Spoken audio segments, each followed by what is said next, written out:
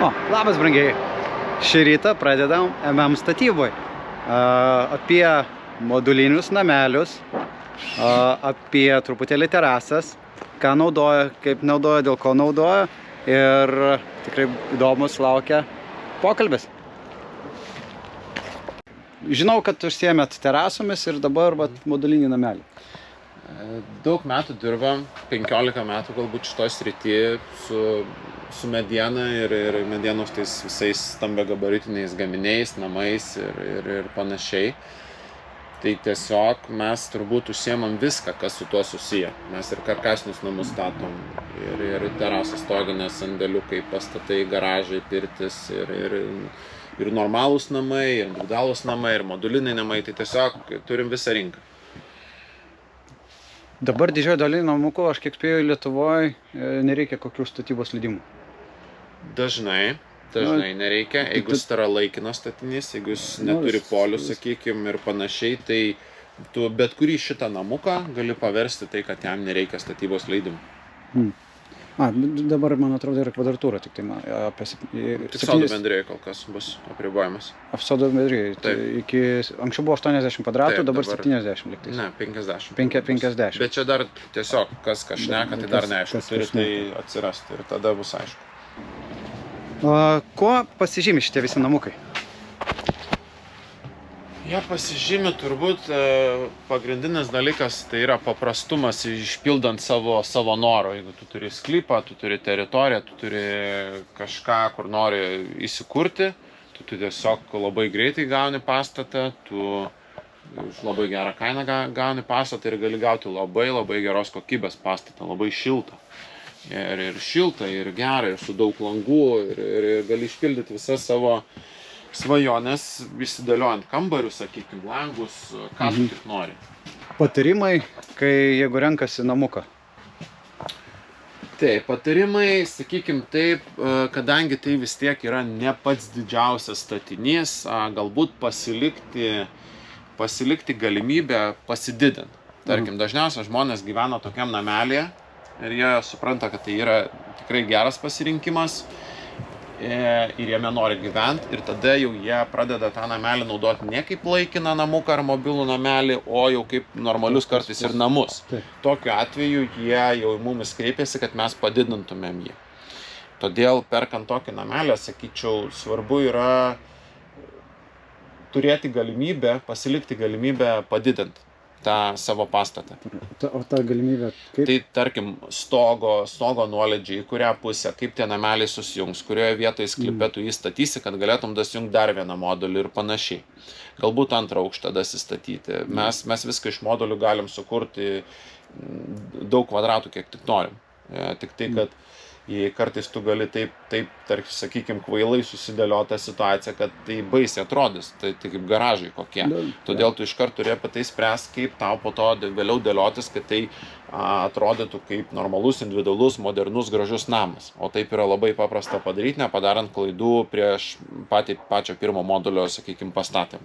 Tai nebėgti aklai pirkti, o apgalvoti. Taip, apgalvoti, kad pasilikti visas galimybės į ateitį. Nesvarbu, darysi, nedarysi, gal objektą parduosi, gal kitas žmogus darys, bet jis atėjęs pirkti tavo objektą vėl. Matys, kad jis nebeturi galimybę apart tos, ką mato.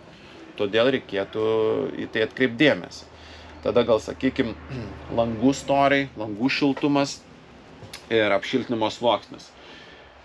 Kas aišku, sakykime, tu viską gali ir pasidaryti ir vėliau, ir apsišiltinti, ir tas pačias grindis tu gali apsišiltinti vėliau, jeigu tu iš pradžių pasirinkai jas netokia šiltas. Tai sakykime, gal langus biškai sunkiau pasikeis, nes apdailą reikia ardyti. Tai gal langus iš karto jai dėtis šiltesnius, nors didžioji dalis žmonių tikrai jos dedasi dar paprastus gana. Nors mes naudojam tik aliuminio langus, tik juodos spalvos dėl modernumo, dėl tiesiog mados. Juodos spalva su medžiu dabar labai dera visur. Bet gal jos, sakykime, rinktis šiltesnius, tas nedaug išaugina kainą. Ir tada turėtų tokią galimybę, kad vėliau gal tu tikrai tai naudosi kaip tikrai normalų namą. O tu netgi gali šitą daiktą ir parduoti. Žmogus gali atvažiuoti ir išsivežti iš tavo sklypo jį. Jis gali tapti tokiu amžinų daiktų arba keliaujančių netgi su tavim visur. Ir taip gali būti. O man asmeniškai patinka mediena, kad tai turi didelę puzlę. Nu, tai. Išserdėjai, nusukai, prisukai, kad tau reikia pasikeiti ir nesvarbu, kokią... lengva tobulinti. Lengva tobulinti ir lengva dirbti ir lengva klaidas susitvarkyti, jeigu apie kažką nepagalvoji ir nuskubėjai į priekį, tai mediena tas dalykas. Taip, kadangi viską gaminam vietai, tai nėra gaminama kažkur sandėliuose, kur tu nieko negalėtum pakeisti. Apšildymas eina vata.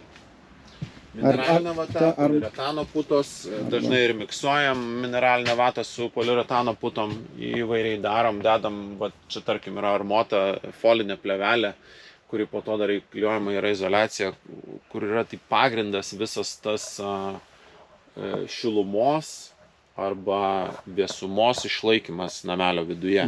Tai yra pats pagrindas, šita plėvelė yra labai svarbus momentas. Užsidarai tą namelį kaip šaldytuvą. Namukų storis? Namukų storiai gali būti įvairiai iki 30 cm. Dabar į Švediją gaminam 30 cm namelių storiai sienų, lubų, grindų.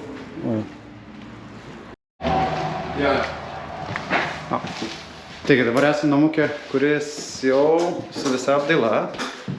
Dar ne visa, ne visa apdaila, bet... didžiąją dalim, turbūt sakykim. Vaizdas skiriasi nuo to, ką mes matėm prieš tai dabar. Taip, tai čia yra ta naudota moderni faniera vidaus apdailai. Labai daugelis žmonių dabar jos nori, prašo, tai mes su jie jau dirbam. Tai tikrai gražu. Ne visiems gal gražu, vienam gražu, kiti sako, kodėl šitas namelis nepabaigtas dar. Tai čia kaip žmonės supranta, bet daugam jau tai yra labai gražu. Aišku, čia dar liko daug ką pabaigti, kad tas vaizdas išryškėtų visos šitos fanieros, jos tas grožis, bet jau kažką maždaug gali matyti. Tai va, čia gal visai gražus sprendimas, tas didelis langas miegamajam, kas neblogai visai atrodo ir tokio jaukumo duoda šitą vietą. Pati šiaip ta faniera tokia yra švelni rankai, labai suteikia daug jaukumo būnant. Visi pas mums pagrindai, grindis yra daromi iš betoninio pagrindo, nes tai yra svarbiausia. Grindis turi labiausiai sąlytį su drėgme, su lauku ir panašiai. Plius visi graužikai, pelės ir panašus dalykai. Tai mes labai stipriai uždarom viską ir apsaugom naudodami tiesiog cemento plokštės. Tai mes iš jų darom visą grindinį. Tai iš esmės tai labai sutvirtina visą namelį ir grindis. Tu nejauti, kad tu vaikščiotum per medieną ar kažkokią per medinę pagrindą. Tai labai sutvirtina ir suriša. Jautiesi kaip būtum ant betono. Kas yra išorės apdailoje naudojama, tai būtinai yra paliekamas oro tarpas.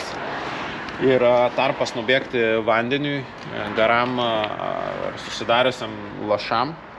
Tai yra dedamas dvigubos lentelės ir visada lieka tarpas.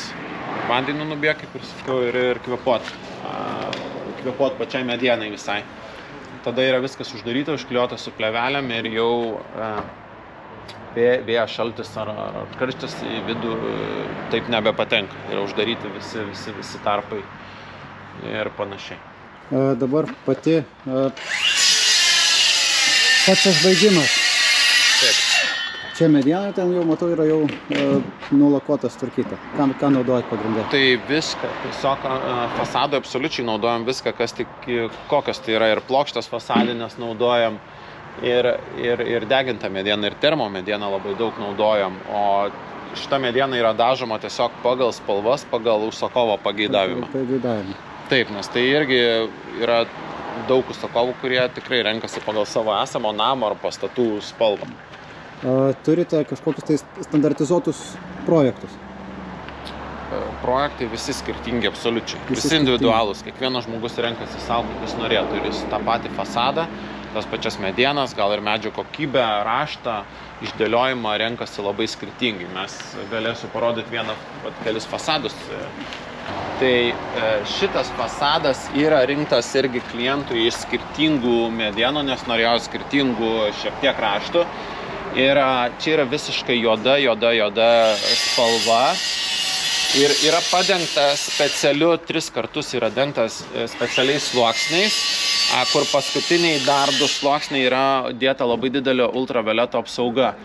Tai šito namo fasadui yra suteikiama 10 metų garantija, kad jisai nepakeis spalvos, nereiks perdažyti ir panašiai. Tai yra ne taip pigu, bet tai vaizdas yra labai, sakykime, prabangus, geras ir plus tai yra labai didelė apsauga. Tai yra didelis sluoksnis uždėtas ultravioleto, kuris per laiką tiesiog nudulėja, bet laiko labai ilgai. Ilgamžiškumas, ne? Šitas fasadas padarytas taip, kad 10 metų laikytų. Taip, maždaug. Kiti yra plius minus daugiau mažiau. Jo, gali būti pietinė pusė, šiaurinė pusė, jie labai skiriasi iš tikrųjų. Tokių namukų priežiūra, vis dėlto mediena.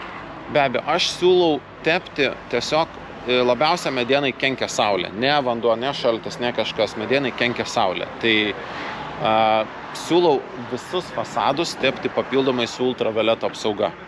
Tas labai apsaugo medieną, spalvą. Tiesiog nieks nebepatenka, nekenkia pačiai medienai ir medienos spalvą. Jeigu aš netepiu ultravioletu, kas kiek laiko reikėtų perdažyti, perlakuoti? Sakykime, kas 2-3 metus gali nusitepti tik specialiu ultravioletu. Jis yra permatomas, yra permatomas skystis, kurio labai paprasta yra, sakykime, nutepti namą savo.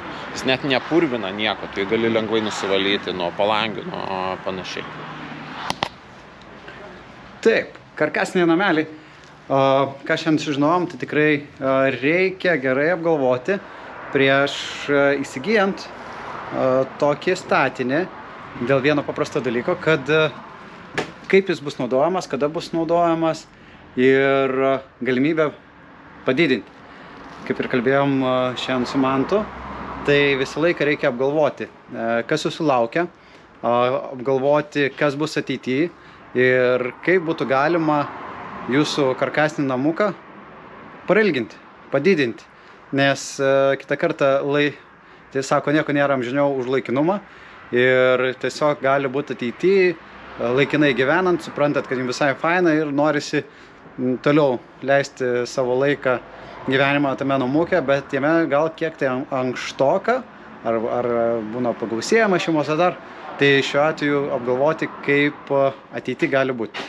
Tai taipogi storiai, sienos, grindys, reikia irgi apgalvoti.